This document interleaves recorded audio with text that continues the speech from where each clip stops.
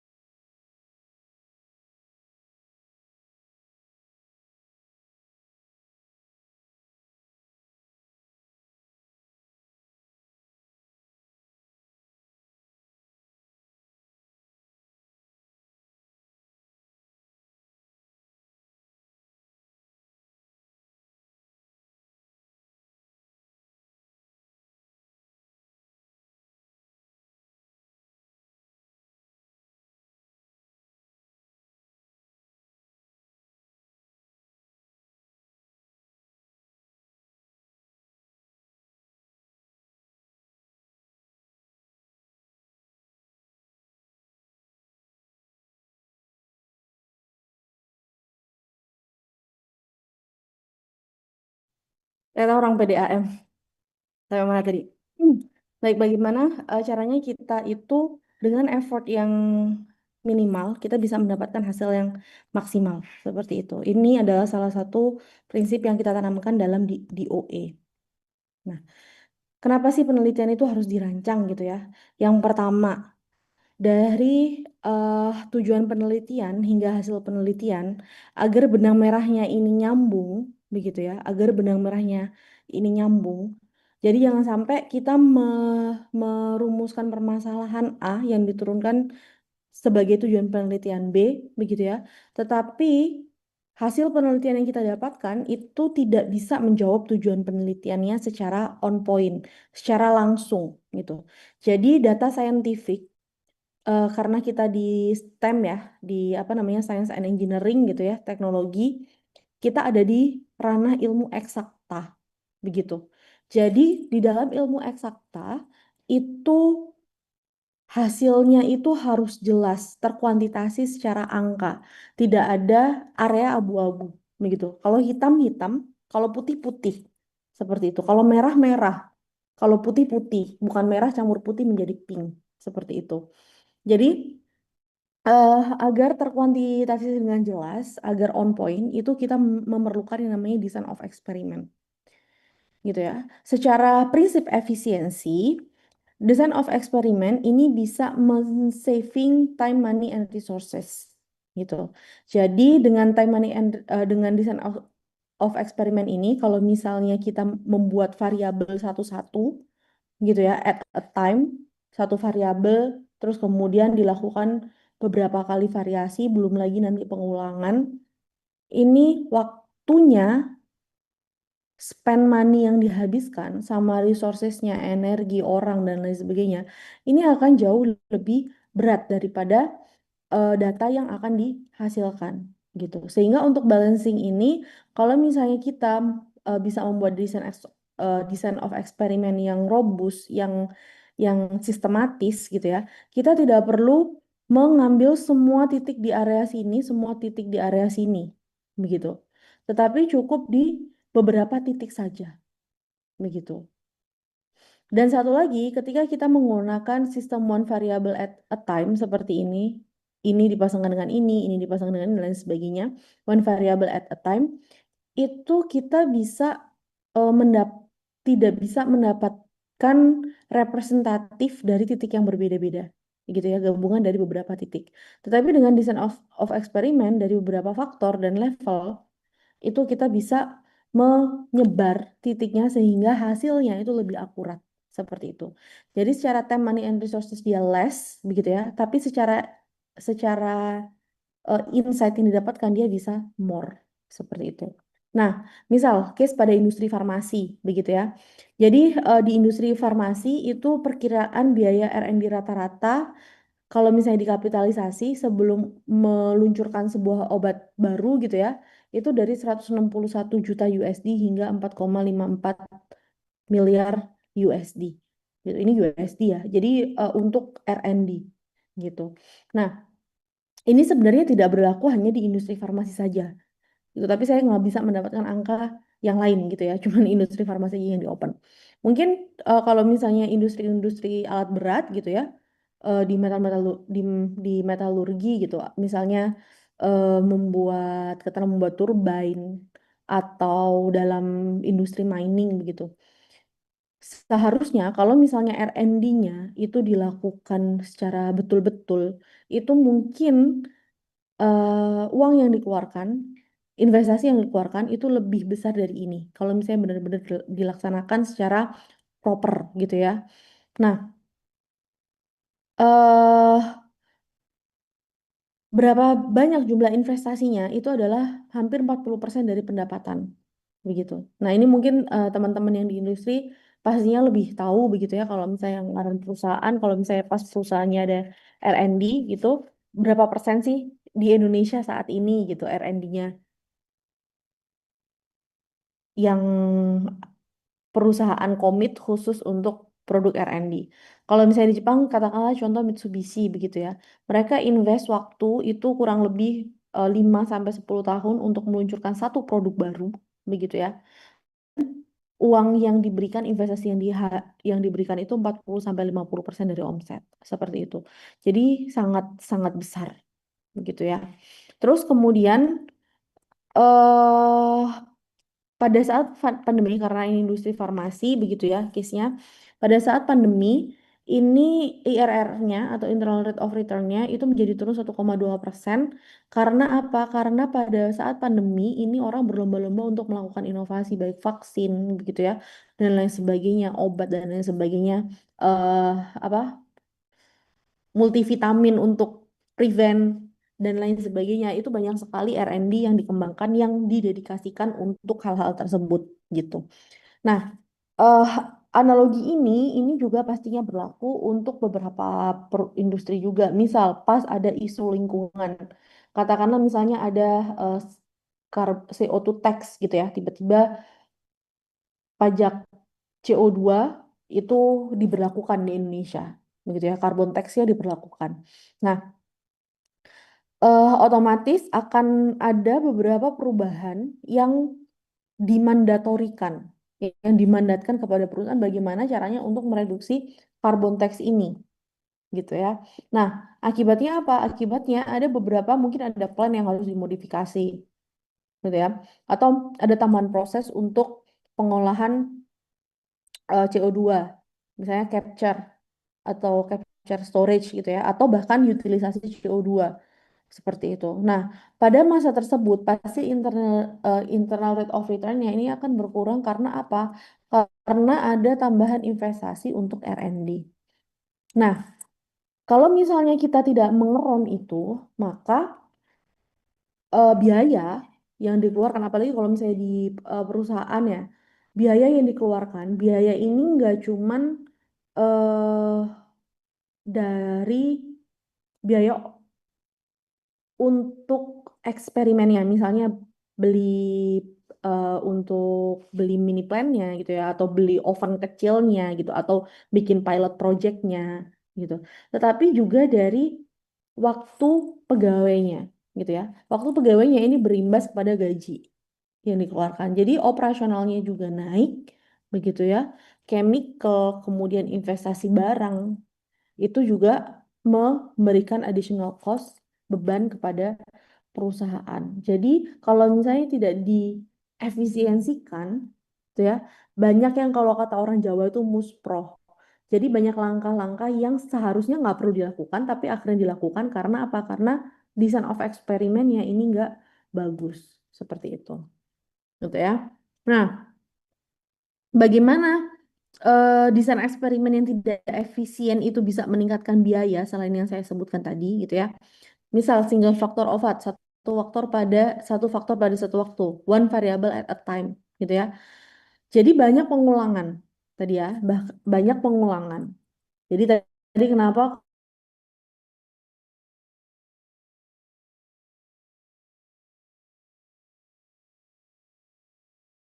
sampling gitu ya, maka sampel yang dibutuhkan itu akan semakin banyak gitu. Nah, sehingga lebih banyak percobaan akan lebih banyak lagi biaya yang dikeluarkan. Kalau misalnya kita menggunakan full factor,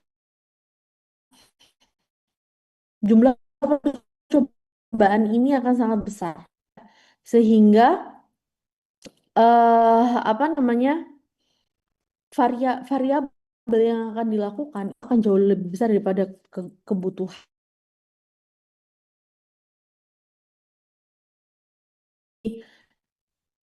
nggak sebanding gitu ya targetnya sama effort yang diberikan. Sehingga robustness itu sangat-sangat penting. Robustness itu adalah menentukan sejauh mana sistem itu sensitif terhadap perubahan pada tingkat faktor, gitu ya. Nah, ini kalau misalnya secara tipikal di DOE strategi itu adalah faktor screen. Jadi faktornya itu di screening dulu, gitu ya. Ini nanti ada terminologi-terminologi baru yang akan saya jelaskan selanjutnya. Faktor screen. Terus kemudian ada faktor screen di screen dulu faktor-faktor apa yang sekiranya mempengaruhi. Kemudian iterasi. Iterasi pertama, oh hasilnya begini. Iterasi kedua, oh hasilnya begini. Gitu ya. Banyak pengulangan kalau misalnya mengulang single faktor. Kemudian setelah ada iterasinya gitu ya, baru di-refine. Di-refine itu menentukan satu titik mana yang sekiranya ini itu memberikan hasil yang positif. Nah, dari refine tadi baru ke optimize gitu ya, mengoptimasi parameter-parameter yang sudah dipersempit tadi. Itu tipikal DOE strategi. Dan ini biasanya tidak robust. Artinya apa? Artinya desain eksperimen yang seperti ini mengharuskan peneliti gitu ya untuk melakukan banyak sekali percobaan yang tidak perlu. Seperti itu. Terus kemudian kalau misalnya kita menggunakan strategi yang lain gitu ya, kita bisa men-skip iterasi dan refine-nya. Dijadikan satu menjadi refine dan optimize dalam satu langkah gitu. Jadi kalau yang tadi one variable at time tadi, refine tadi, jadi ini ya, jadi di titik-titik ini semua dilakuin begitu di masing-masing titik sampai mendapatkan refine, titik refine yang bagus. Baru setelah itu dioptimasi. Tapi dengan design of eksperimen yang bagus, kita sudah bisa menentukan oh faktor dan levelnya gitu. Nah, terminologi ini yang nantinya akan sangat penting gitu ya. Nah, kenapa sistem itu harus robust atau desain itu harus robust? Karena akan memiliki variabilitas yang kecil terhadap perubahan dibandingkan sistem yang kurang robust. Gitu. Kenapa? Gitu ya. Jadi kita bisa menentukan gitu ya, misalnya apakah suhu ini mempengaruhi hasil gitu. Jadi kita udah mendesain dulu gitu ya, kira-kira suhu ini efeknya terhadap obat yang mau dibuat itu apa gitu ya. Jadi bukan menunggu oh gagal dulu gitu ya, kayak ini tadi ya iterasi. Iterasi ini kan trial and error-nya sangat besar gitu ya. Jadi nggak nyampe kita menunggu oh ini gagal terus baru kemudian ngulang itu artinya kita menambah iterasi. Tapi kita sudah memitigasi dulu, kita kendalikan lingkungannya dulu. Jadi jangan sampai ada kesalahan. Jadi kalau misalnya suhu misalnya, oh eh di suhu 20 maaf kekecilan. Di suhu 70 derajat protein yang harusnya dimasukkan dalam obat itu nanti dia akan pecah gitu. Oh berarti jangan sampai suhunya itu melebihi 70 derajat. Kalau misalnya katakanlah, oh kalau misalnya sebuah paduan itu ya, jadi misalnya ada satu pipa gitu dari baja gitu, ini dipanaskan, dia terkena heat gitu, sampai 1300 derajat Celcius, dia akan cracking gitu. Kalau misalnya cracking terus habis itu dia mempercepat korosi. Nah, berarti jangan sampai kita membuat suhu yang jauh lebih dari 1300 gitu. Karena apa? Karena itu pasti benar-benar akan gagal. Kecuali kalau misalnya memang diperlukan hal-hal seperti tersebut gitu ya, destructive analysis di NDT, di lawannya NDT gitu ya. Untuk mengetahui sebenarnya root cause-nya ini apa sih gitu. Itu adalah hal lain, berarti nanti strateginya akan berbeda gitu. Gitu ya. Nah, fungsi DOE ini dia juga dapat menciptakan proses yang tahan gitu ya terhadap perubahan eksternal dengan quality by design. Jadi dengan berbagai macam karena dia kita mencoba di berbagai macam titik gitu ya. Jadi kita sudah bisa merepresentasikan dan sudah ada datanya yang memitigasi kalau misalnya begini bagaimana. Kalau misalnya begini bagaimana gitu. Sehingga dia juga bisa digunakan untuk future proof proses gitu ya. Dan ini bisa menghemat biaya beberapa persen. Oke. Nah, pertanyaan selanjutnya, Bu, bagaimana DOE ini dengan sebuah design of experiment itu kita bisa memaksimalkan insight dan meminimalisir effort eksperimen gitu. Nah, design of experiment sebetulnya itu adalah kerangka kerja gitu ya, kerangka kerja. Jadi ini sangat penting sebelum bekerja itu kita harus sudah tahu dulu apa yang mau kita kerjakan, langkahnya kemana gitu. Jadi bagaimana caranya dari banyak titik ini, one variable at time, kita bisa memaksimalkan titik-titik itu. Jadi kalau misalnya ini ya, ini tadi saya tiga dimensikan, jadinya akan seperti ini. Jadi one variable at time itu titiknya tuh akan banyak sekali yang harus dianalisis dibandingkan dengan DOE yang robust. DOE yang robust mungkin eh, dari perwakilan di titik-titik tertentu. Jadi bukan di titik ini tapi diambil di tengah-tengahnya dan lain sebagainya. Itu membutuhkan strategi gitu ya. Yang dimana dengan strategi tersebut itu memungkinkan kita untuk menyelidiki dampak dari berbagai faktor. Makanya dia tadi resilience gitu. Yang bisa diubah secara bersamaan terhadap sebuah proses eksperimental. Kemudian dengan DOE itu kita juga bisa mengidentifikasi dan mengeksplor interaksi antar faktor gitu. Jadi uji cobanya itu lebih robust. Nah, bagaimana caranya? Yang pertama adalah kita bisa membandingkan alternatif, yaitu memilih opsi terbaik atau kombinasi yang paling optimal. Ini adalah beberapa kata kunci ketika kita menentukan variabel-variabel, gitu ya. Yang kedua adalah memaksimalkan respon proses. Kalau misalnya memang sudah gagal, sudah dari studi literatur atau dari sebelumnya dari data historikal itu sudah tidak memungkinkan, gitu ya. Berarti kita bisa mencari, oh di mana dari mungkin interpolasi atau ekstrapolasi untuk menentukan titik perkiraan forecasting respon yang paling bagus itu kira-kira di mana gitu ya sehingga kita bisa menemukan faktor dan level yang bisa menghasilkan kualitas terbaik. Nah, dengan dua cara ini kita bisa mengurangi variasi gitu ya. Jadi kita identifikasi tadi faktor penyebab variasinya apa dan kita bisa mengurangi pemborosan serta biayanya gitu ya. Terus kita juga bisa meningkatkan kinerja proses dari proses perbaikan dan kita bisa mengevaluasi dengan cara mengukur dampak perubahan faktor terhadap respon. Nah, ini adalah yang membutuhkan elaborasi dari pengolahan data dan analisis data yang menyeluruh, begitu ya. Jadi kalau misalnya sudah di tingkat S2, metode penelitiannya ini tidak hanya menghasilkan data yang dilaporkan saja, gitu ya. Jadi tidak cukup untuk melaporkan, tapi harus dianalisis. Kenapa begini? Kenapa begitu? Hubungannya misalnya, oh antara morfologi dengan laju korosinya bagaimana, gitu ya. Apakah kalau misalnya dipanaskan ini, apakah ada agregasi, hubungan agregasi ini dengan apa namanya, dengan ketahanan korosi bagaimana dan dihubungkan berarti apakah dibutuhkan heat treatment sebelum diinstal dan lain sebagainya. Nah, itu adalah salah satu salah satu contoh bagaimana DOE itu penting dalam hal kita mau eksperimen laboratorium gitu ya, atau kita mau research and development dalam sebuah perusahaan. Nah, secara etimologinya ya, secara theoretikalnya, secara bukunya gitu ya, design of experiment itu didefinisikan sebetulnya adalah cabang dari ilmu statistika gitu ya. Jadi design of experiment ini statistika. Sekali lagi saya sampaikan bahwa kita berada dalam ranah ilmu eksakta gitu. Jadi apapun yang nantinya kita state, nantinya kesimpulan yang kita ambil itu harus berbasiskan data yang valid, begitu ya. Karena ada yang data yang valid, ada data yang bias, ada yang data yang pasti tidak valid gitu. Jadi kalau misalnya bias aja harus dihindari gitu ya, apalagi data yang tidak valid gitu.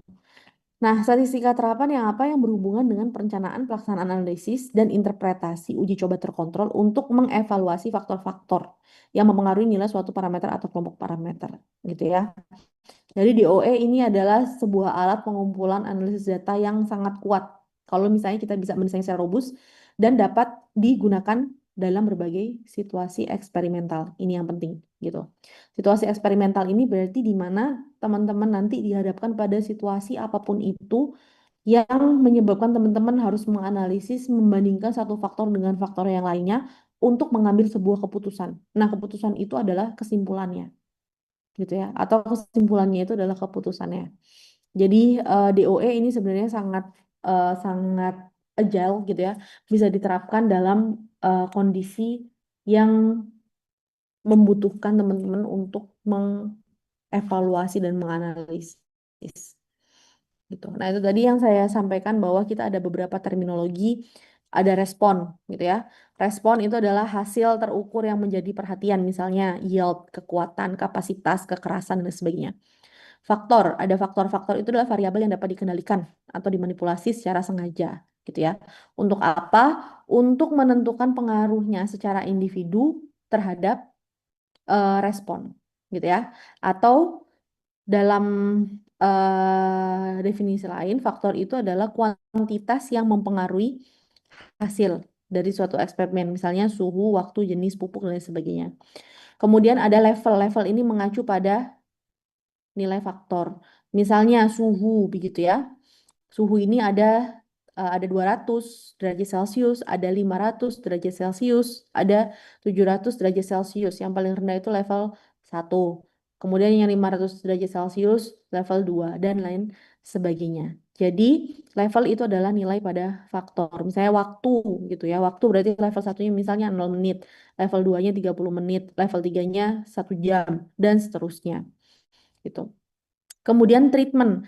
Treatment ini adalah atau perlakuan gitu ya.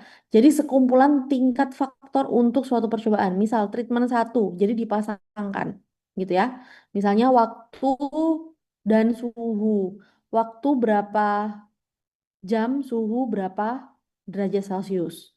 Misal waktu ditetapkan, waktu 2 jam suhu 700 derajat Celcius. Terus kemudian waktu 2 jam suhu 700 derajat Celcius. Waktu 4 jam suhu 500 derajat Celcius. Itu dinamakan treatment atau perlakuan. Jadi secara menyeluruh gitu. Itu namanya perlakuan. Ini yang akan paling banyak uh, kita dengar nanti. Respon, perlakuan, dan faktor. Kemudian ada replikasi, yaitu pengulangan gitu ya. Pengulangan tapi sistematis dari serangkaian percobaan. Karena ini statistika gitu. Biasanya replika itu minimal 3 kali. Sehingga bisa dilihat deviasinya berapa. Kalau misalnya ada error, errornya itu berapa. Seperti itu. Terus kemudian ada noise atau gangguan, yaitu variabel yang mempengaruhi kinerja produk atau proses. Gitu ya. Nilainya itu nggak bisa dikendalikan. Nah, biasanya ini memang tidak bisa dikendalikan. Misalnya kita tidak punya glove box gitu ya, tapi kita harus mengontrol humidity. Nah, humidity itu adalah kalau misalnya kita tidak punya alat yang khusus, maka humidity-nya nganut apa yang diberikan Tuhan gitu. Nah, itu berarti tidak pada kendali kita gitu. Dan itu bisa dimasukkan dalam batasan masalah ketika membuat sebuah laporan penelitian bahwa apa yang tidak bisa kita kendalikan pada saat itu, misal dalam kondisi outdoor gitu ya, kita tidak bisa me- mengunci atau mengisolasi satu suhu yang sama. Misalnya setiap hari kita mau set 27 derajat Celcius seperti itu. Kalau misalnya di outdoor dan tanpa treatment apapun, otomatis kita akan mengikuti pada hari itu suhunya berapa dan iklimnya seperti apa. Itu adalah salah satu contoh hal yang tidak bisa dikendalikan. Terus kemudian ada juga tidak bisa dikendalikan karena masalah ekonomi. Misal, oh maunya ini kita insight yang sangat dalam gitu, tetapi biayanya tuh cuma terbatas sekian ratus juta gitu, sehingga untuk analisis ini sudah tidak memungkinkan. Nah, itu juga tidak bisa dikendalikan karena masalah budget gitu. Oke. Kalau misalnya ada pertanyaan nanti bisa langsung putus ya. Nah, ini misalnya contoh faktor, level, dan respon. Oke ya. Nah, faktor ini adalah variabel input. Level itu gampangannya adalah setting gitu ya.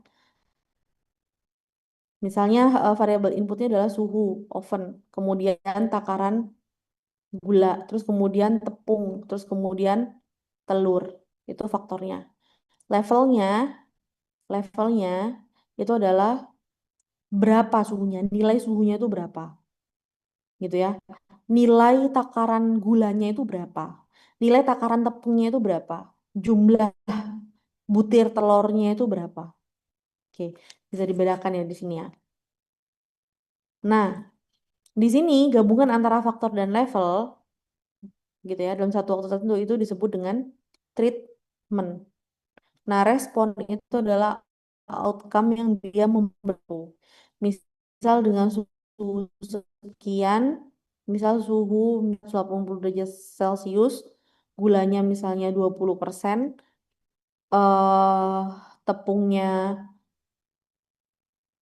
70%, telurnya 10% gitu ya. Ternyata ketika kita buat kue, kuenya ternyata konsistensinya bantet. Colornya pucet karena kurang telur gitu ya. Taste-nya agak hambar karena kurang gula katakanlah. Nah, itu adalah dari perlakuan perlakuan yang merupakan faktor gabungan faktor dan level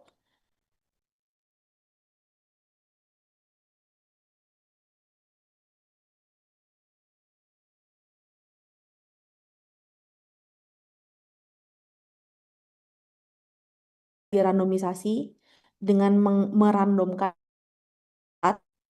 Jadi pengaruh faktor yang tidak bisa dikendalikan itu dapat diratakan. Atau bisa juga dengan menggunakan sistem blocking atau pengelompokan unit eksperimen ke dalam kelompok blok yang mirip satu sama lain. Jadi kenapa di blocking? Blocking ini bisa mengurangi variasi yang diketahui tapi tidak relevan antar kelompok. Kemudian bisa juga menggunakan kita replikasi yang memungkinkan estimasi error eksperimental dari verifikasinya gitu ya. Sehingga apa? Sehingga kita bisa mengeliminasi bias sehingga datanya benar-benar valid gitu secara statistik. Nah, ini contoh lain gitu ya. DOE bisa juga melihat pada berbagai tentang faktor gitu. Misalnya faktornya adalah matahari, intensitas matahari gitu ya. Berapa jam? 4 jam, 8 jam. Kalau di Indonesia kayaknya nggak mungkin lebih dari 8 jam ya mataharinya bersinar. Terus kemudian hampir sama ya tadi ya. Gram of plant food, pupuknya berapa gram, terus kemudian eh berapa airnya yang ditambahkan, berapa milimeter, terus kemudian eh apa namanya, merek bibitnya apa gitu ya, pakai bibit A atau pakai bibit B gitu, misalnya ini dalam case strawberry. Nah, nanti responnya ini bisa bermacam-macam. Kalau tadi kan dari berbagai dari gabungan faktor dan level yang so-called treatment itu responnya cuma satu cake gitu ya. Cake terus kemudian dipecah-pecah ya. Sebenarnya hampir sama sih. Kalau ini responnya adalah misal strawberry yield gitu ya. Strawberry weight, strawberry taste. Jadi dari hasil buahnya itu berapa? Berat dari masing-masing strawberry itu berapa? Kemudian rasa dari strawberry itu gimana? Tuh ya. Jadi ini adalah responnya. Jadi kalau misalnya diterjemahkan dalam ini adalah analisis, kita menganalisis pengaruh mata paparan matahari begitu ya terhadap yield, weight dan taste gitu. Terus kemudian misal pengaruh pengairan, pengaruh jenis pupuk terhadap apa-apa-apa gitu. Nah, Bu, bagaimana caranya gitu ya kalau misalnya banyak faktor yang harus dipertimbangkan gitu. Misalnya jam penyinaran matahari, gram pupuk tanaman, liter air gitu. Terus kemudian misalnya faktor ini ya, kualitatif ini ya, brand A, brand B gitu. Nah, kita caranya adalah kalau misalnya banyak faktor seperti ini, kita harus mulai dengan cara menetapkan rentang yang realistis untuk setiap faktor ini. Jadi penentuan levelnya itu harus realistis. Misalnya tadi realistis itu dari berbagai macam faktor ya. Misalnya yang saya sampaikan tadi, kalau di Indonesia nggak mungkin lebih dari 8 sampai 9 jam matahari bersinar gitu kan. Artinya apa? Artinya nggak mungkin dong kita men-setting faktor apa namanya? Maaf, men-setting treatment gitu ya. Pengairannya 1 ml air dengan 1 ml air per minggu dengan intensitas periode penyinaran itu adalah 12 jam sehari gitu. Mataharinya nggak ada gitu. Terus habis itu mau dikasih apa lagi gitu. Terus kemudian misalnya pupuk gitu. Pupuk dari 2 gram, 500 gram, terus habis itu 1 kilo gitu. Bayangkan stroberi terus digelontor makanan pupuk 1 kilo. Nah, bisa jadi tanamannya malah menjadi racun untuk tanamannya gitu ya. Itu menjadi tidak realistis dan pastinya akan sangat mahal gitu. Terus misalnya air gitu. Dikasih cuma 0,5 mililiter air per seminggu gitu. Ya pasti matilah gitu. Nah, itu adalah salah satu contoh yang tidak realistis. Jadi, realistis ini dari berbagai macam faktor. Realistis apakah realistik terhadap responnya gitu ya, objek penelitian kita itu realistik apa enggak? Sama halnya ini analoginya adalah kita mau melihat respon sebuah paduan ketika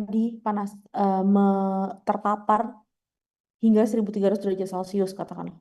Ternyata dia sebenarnya di 1200 derajat Celcius sudah mulai cracking gitu. Atau morfologi mikronya, struktur mikronya itu sudah retak. Artinya kan itu tidak realistis gitu.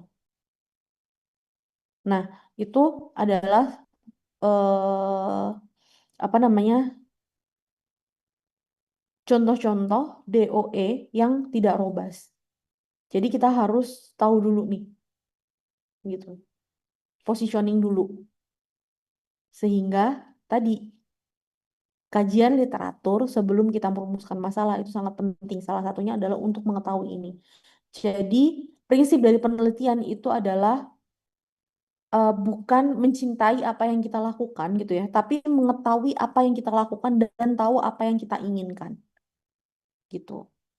Jadi, sometimes ya udah kita nggak suka ngelakuin itu ya ya udah nggak apa-apa. Yang penting kita tahu apa yang kita lakukan, kita tahu kita harus apa, kita tahu data apa yang mau kita ambil, kita tahu kesimpulan apa yang kita harus berikan kayak gitu. Itu adalah guidance yang sangat penting sehingga tujuan penelitian kita, biaya yang sudah kita keluarkan untuk tujuan penelitian kita, itu kita bisa mendapatkan jawaban, nggak muspro, gitu ya, tidak sia-sia. Nah, ini ada beberapa tipe-tipe DOE yang dibagi dalam stage-stage-nya. Jadi terkadang gitu ya, nggak ada kita tuh nggak ada pilihan lain selain kita melakukan eksperimen dengan variabel yang sangat banyak. Kenapa? Karena mungkin kita benar-benar dalam posisi zero gitu ya. Kita ada dengan kertas kosong yang kita nggak tahu prior sistemnya itu bagaimana gitu ya. Atau historikalnya itu sangat minimum. Penelitian terdahulunya itu sangat minimum gitu. Sehingga atau kita ada dalam stage-nya scooping atau penjajakan gitu ya. Jadi kalau misalnya penjajakan kita bisa menggunakan desain yang space filling design. Jadi kita mengisi beberapa part-part yang belum diketahui. Itu namanya space filling design dan ini yang paling populer gitu ya. Nah, ini sangat berguna kalau misalnya kita mau menginvestigasi banyak faktor dengan level yang berbeda gitu ya. Mostly kalau misalnya pekerjaan di lab mensintesis material gitu ya, material selection itu biasanya kita menggunakan ini. Terutama kalau misalnya database-nya belum settle gitu. Terus kita juga bisa menggunakan factorial design. Factorial design ini untuk sesuatu hal yang cukup matang, cukup mature.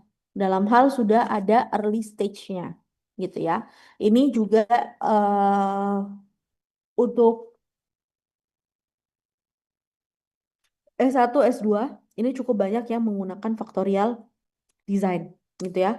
Kalau yang space filling design ini biasanya novelty-nya ini sangat tinggi, gitu. Terus factorial design ini pada tahap udah screening, refinement, dan iterasi. Gitu ya, sudah early stage untuk eksplorasi faktor. Jadi sudah ada faktor-faktor yang kiranya mempengaruhi gitu ya. Kita tinggal refining faktornya aja begitu. Sehingga nanti bisa masuk ke fase optimasi. Baru kita ke RSM design. RSM itu Response Surface Methodology Design. Ini adalah Optimization and Robustness gitu. Nah, ini kalau misalnya di Indonesia ini ada di penelitian ini ada yang namanya tingkat kesiapan teknologi atau TKT gitu ya. Nah, biasanya ini kalau misalnya di levelkan gitu ya, stage scoping atau penjajakan ini masih di level TKT 0 sampai 2 paling atau 3. Ini sudah masuk 3 ke 4 atau 5. Ini masuk 5 ke 6 dan siap di copiloting. Seperti itu. Jadi apa namanya tergantung nanti positioningnya di mana. Tapi saya yakin mostly gitu ya untuk yang penelitian kita yang sudah karena kita hidup di tahun 2025 gitu ya. Di mana eh, sudah pada at the point tidak ada hal yang benar-benar baru dan belum pernah dilakukan sama sekali. Pasti di dunia ini ada seenggaknya 10 orang dari penjuru dunia yang memiliki pemikiran yang sama dengan ide kita sehingga itu sudah dilakukan dan bahkan sudah dilaporkan. Jadi kalau misalnya, Bu, ini belum pernah ada yang melakukan ini, eksperimen ini. No, no, no, no, no. Cek, cek lagi. Pasti ada sih yang serupa gitu ya. Sehingga untuk space filling design itu sudah sangat sempit gitu. Kecuali kalau misalnya benar-benar untuk hilirisasi dan untuk misalnya untuk peningkatan TKDN yang benar-benar belum ada di Indonesia begitu ya, belum pernah ada di Indonesia, kita harus mengeksplor sendiri dan kita tidak mau bergantung pada teknologi luar negeri. Maka kita harus mulai back to square zero, mulai dari space filling design seperti itu. Baru masuk ke TKT yang lebih tinggi, TKT yang lebih tinggi. Gitu karena at the end di tahun 2025 ini semua hal di Google itu pasti ada kalau kita mau mencari ya tadi. Nah, ngomong-ngomong terkait dengan factorial design gitu ya, kita bisa menambahkan satu titik pusat gitu untuk masuk ke RSM. Kalau misalnya teman-teman ini yang masih fresh S1 mungkin ya, ini akan eh, sudah memiliki pengalaman bagaimana stressfulnya habis oh ini naik naik naik tiba-tiba di titik tek turun gitu terus habis itu kalau misalnya diteruskan lagi naik naik naik, naik turun nah itu sebenarnya adalah titik optimasi gitu ya untuk menentukan apakah ada curvature atau kelengkungan yang bisa membantu memahami ruang percobaan gitu oh ini jangan-jangan ini maksimanya ini segini gitu lebih dari itu sudah terdegradasi atau bisa jadi sudah memang respon dan faktornya ini tidak mempengaruhi apapun gitu. Jadi ini akan membantu kita untuk mengambil titik optimasi gitu. Makanya 2 titik itu nggak cukup gitu. Biasanya minimal 3, idealnya adalah 5 titik. Kalau misalnya mau melakukan penelitian seperti ini gitu ya. Jadi ada tren yang bisa dibaca. Nah, untuk yang factorial design tadi, gitu ya, ada single factor design sama multifaktor design. Ini yang paling kita akan bahas karena apa? Karena pada stage ini adalah stage yang paling bertahan sangat lama. Dalam artian apa? Iterasinya itu sangat banyak gitu ya. Screening, refinement, dan iterasi gitu. Sehingga kita akan fokus di factorial design ini. Gitu. Ada single factorial design, ada multifactorial design. Ini jam berapa ya? Saya takut ngoceh aja terus habis itu lupa waktu. Oh, masih jam 9. Oke. Ada single factorial design, ada multifactorial design. Nah, single factorial design ini dibagi lagi menjadi 3. Seperti yang tadi ya, secara prinsipal ya. Ada randomized design, ada randomized block design, ada Latin square design. Ini di mana-mana sama. Mau teman-teman S1, S2, S3 gitu ya. Ini pembagiannya akan sama. Randomized block design sama Latin square design. Tuh. Nah, ada dibagi lagi completely randomized design atau disingkat CRD. Ini adalah perlakuan atau treatment ya, ingat ya. Treatment tadi apa? Gabungan dari faktor dan level gitu ya. Ini perlakuan itu diberikan secara acak sepenuhnya sehingga setiap unit percobaan itu memiliki peluang yang sama untuk menerima salah satu perlakuan. Saya di sini ada grup A, grup B, grup C diberikan perlakuan yang sama gitu. Kemudian CRD ini setiap perbedaan di antara unit ini akan menerima perlakuan yang sama sehingga nanti perbedaannya itu dianggap sebagai kesalahan eksperimental atau eksperimental error gitu. Nah, ini bisa menggunakan ANOVA. Errornya ini seberapa besar ini bisa menggunakan ANOVA satu arah. ANOVA satu arah itu di mana di Excel gitu ya. Nanti kita akan membahas sedikit mungkin minggu depan bagaimana checkingnya. Jadi ANOVA ini kita bisa memberikan misalnya set data. Kita mau tahu, oh sebenarnya perbedaan faktor A dengan faktor B atau perlakuan A, perlakuan B, perbedaan suhunya, itu memberikan respon yang signifikan atau enggak. Nah, uji signifikansi itu kita bisa menggunakan ANOVA. Terus kemudian ada yang denominus complete block design. Ini ada bloknya, gitu ya. Ini artinya kalau misalnya yang tadi itu benar-benar random aja. Kalau ini dibagi menjadi blok, gitu ya. Di mana material ini dibagi ke dalam kelompok percobaan yang homogen, gitu. Jadi unit percobaannya itu memiliki karakteristik yang sama. Dan setiap bloknya atau kelompoknya itu harus berisi satu set lengkap perlakuan yang diberikan secara acak kepada unit percobaan. Misal ini bloknya ya. Bloknya ini dibagi menjadi mesin 1, mesin 2, mesin 3, dan mesin 4. Gitu. Nah, terus kemudian ini untuk yang total randomize ini antar blok itu tidak ada interaksi. Gitu ya. Semua independen. Gitu. Nah, treatmentnya ini deterjen A, deterjen B, deterjen C, deterjen D, misalnya di apa namanya pembuatan, sorry, apa namanya pencucian gitu ya. Dengan deterjen A, engine 1 responnya bagaimana, engine 2 responnya bagaimana, engine 3 responnya gimana, dengan deterjen B bagaimana. Sehingga di sini ada blok dan ada treatment. Setiap blok ini memiliki apa experiencing experiencing bahasa Indonesianya mengalami gitu ya, mengalami ini yang sama gitu. Oke. Terus kemudian LSD ada yang namanya Latin Square Design. Ini adalah susunan dari T perlakuan masing-masing diulang di repeat sebanyak T kali, jadi T kali T gitu ya. Jadi setiap perlakuan itu bisa muncul tepat satu kali di setiap baris dan setiap kolom dari desain. Tuh. Jadi LSD atau Latin Square Design ini lebih terbatas gitu ya dibandingkan dengan randomized block design. Jadi kenapa terbatas? Karena setiap perlakuan muncul satu kali dan hanya satu kali pada setiap baris dan kolom. Karena ini Latin Square gitu ya, karena square jadi pasti square gitu. Jadi 3 kali 3 gitu kan. 3B dan 3A. Responnya C1, C2, C3. Seperti itu. Atau bisa jadi 3 kali 3 kali 3 gitu. A blok faktor, B blok faktor, dan C treatment faktor. Hmm. Ini macam-macam Latin square design. Ini 2 kali 2 faktorial. Ini 3 kali 3 gitu ya. Berarti 2 kali 2. Itu berarti faktornya kan A, B, B, A. A, B, B, A.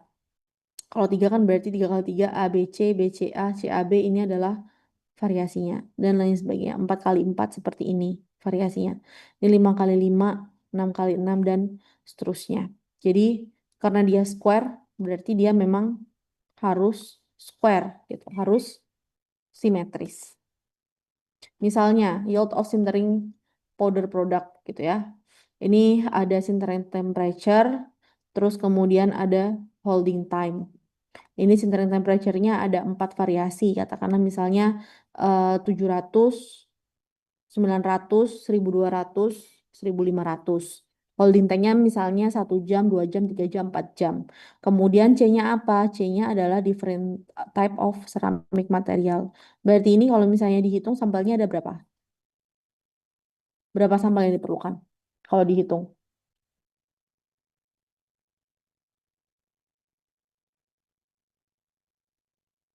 Halo, lu. Kalau misalnya desainnya seperti ini berarti berapa sampel yang diperlukan? Ya, berapa?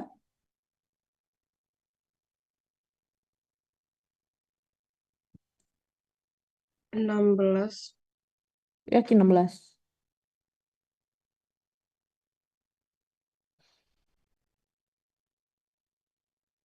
Kalau 4 kali 4. Kan berarti kan sintering temperatur 1 dipasangkan dengan holding time temperatur 1 gitu ya. Dengan keramik A. Sintering 1, holding time 1, keramik B. Ya kan? Dan seterusnya. Kira-kira berapa? Apakah benar ada 16?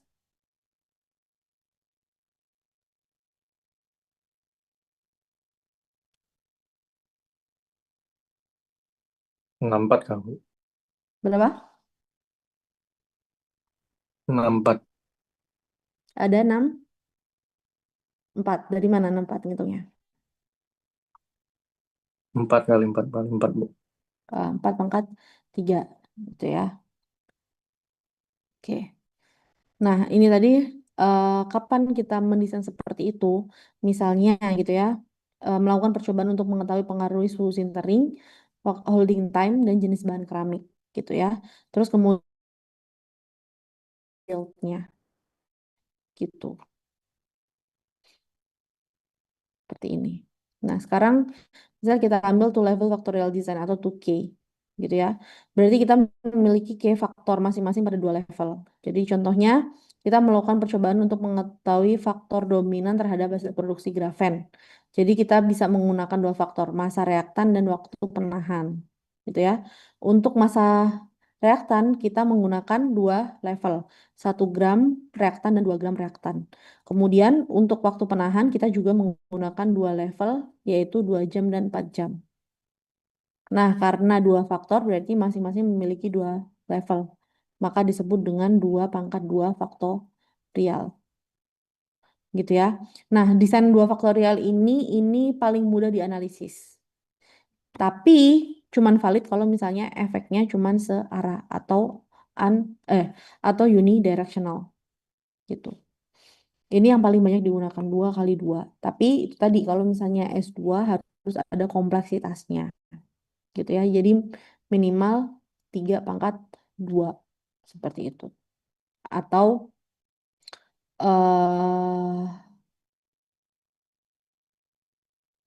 3 pangkat 2. Jadi levelnya itu tidak bisa sesimpel 2 faktor dan 2 level.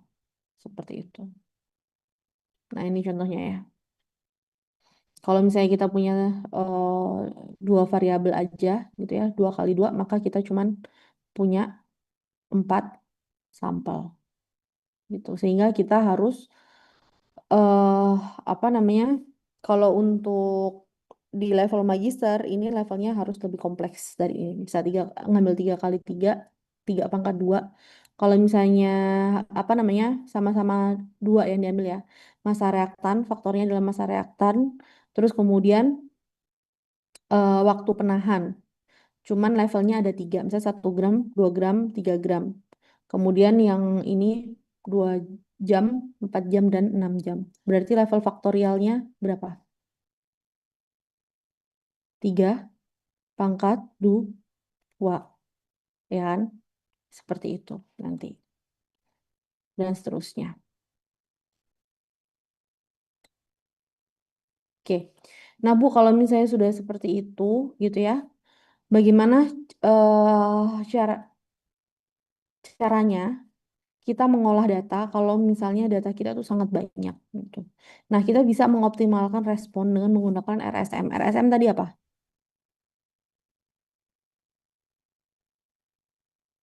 Response Surface Methodology. Respon surface methodology ini sangat sangat sangat berguna gitu ya. Terutama kalau misalnya kita mau mengetahui titik optimalnya gitu ya. Kita bisa menggunakan RSM gitu. Jadi RSM itu adalah untuk membangun model prediktif dari data eksperimental kita gitu. Nah, tujuan utamanya adalah untuk pasti untuk menemukan kondisi optimumnya gitu. Jadi model prediktif ini membantu menentukan pengaturan faktor atau wilayah terbaik untuk respon optimalnya itu ada di mana gitu. Dan ini kita menggunakan analogi peta topografi di mana respon optimum itu adalah di puncaknya. Respon minimumnya ada di puncak minimumnya gitu ya.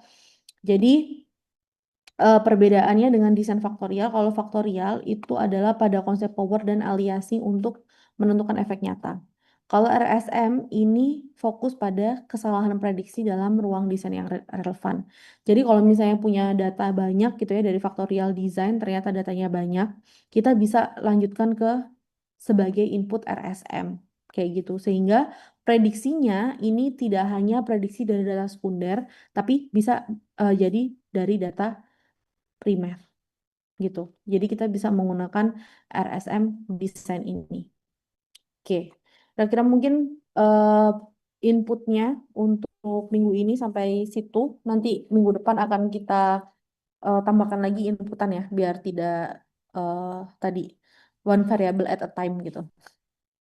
Jadi nanti silakan di apa namanya dipraktekkan langsung. Nanti minggu depan masing-masing. Nanti kan sudah terpisah ya minggu depan ya.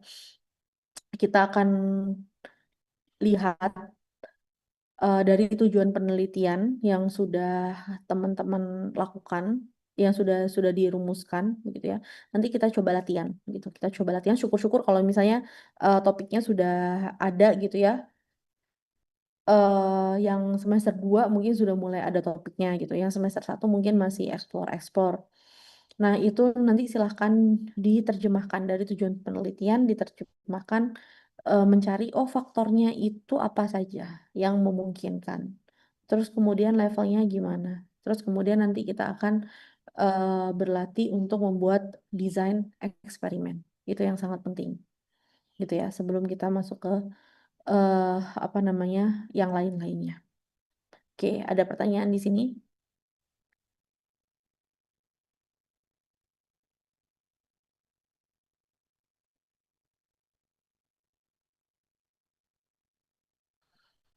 Oke, kalau tidak ada pertanyaan, waktu sejamnya ini gitu ya, ekstra waktu 1 jam ini, silakan digunakan untuk mengotak-atik gitu ya, terutama dengan teman-teman PJJ mungkin kalau misalnya di waktu weekday itu kan banyak kegiatan gitu ya.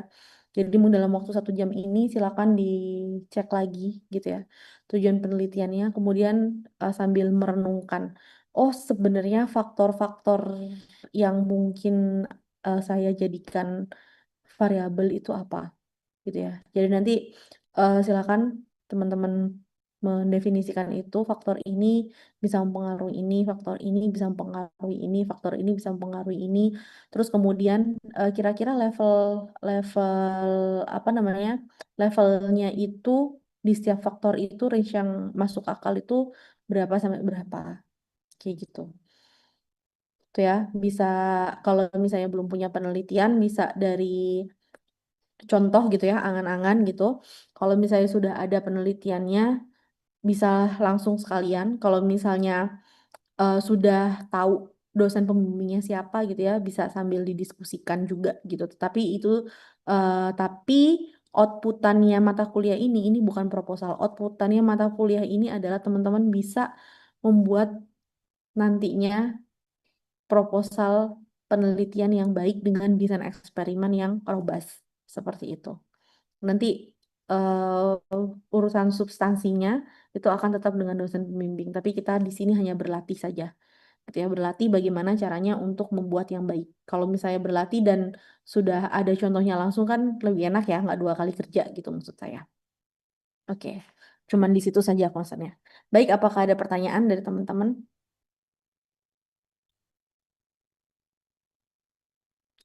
Materinya sudah saya share ya, nanti bisa sambil dipelajari gitu. Minggu depan kita akan bahas lebih banyak diskusi, baik di kelas reguler maupun di kelas PJJ. Kita mohon disiapkan sebaik mungkin agar nanti insight yang didapat itu akan lebih maksimal gitu untuk latihannya. Oke, apakah ada pertanyaan? Kalau tidak ada, kita akhiri begitu ya kelasnya Bu, untuk mohon maaf. masih apa? Untuk tugasnya masih bisa direvisi nggak ya, Bu? Masih bisa, masih bisa. Nanti langsung Oke, di-upload oke. aja. Oke, terima kasih, Bu. Ya, oke. Silakan masih bisa direvisi. Ya. Baik, kalau sudah tidak ada waktunya untuk belajar mandiri gitu ya. Saya akhiri. Assalamualaikum warahmatullahi wabarakatuh. Permisi, Bu. Iya, Saya Evan ini Yuda, Bu. Tadi belum Evan. absen, Bu. Oke, Karena terlambat, Bu. oke, baik. Ya, kasih, Bu. Oke, saya akhiri. Waktu yang tersisa ini digunakan untuk latihan ya, untuk ini, untuk mendalami materi ini, gitu. Terima kasih banyak. Assalamualaikum warahmatullahi wabarakatuh. Waalaikumsalam warahmatullahi wabarakatuh. Terima Terima kasih, kasih, Bu. Bu. Sama-sama.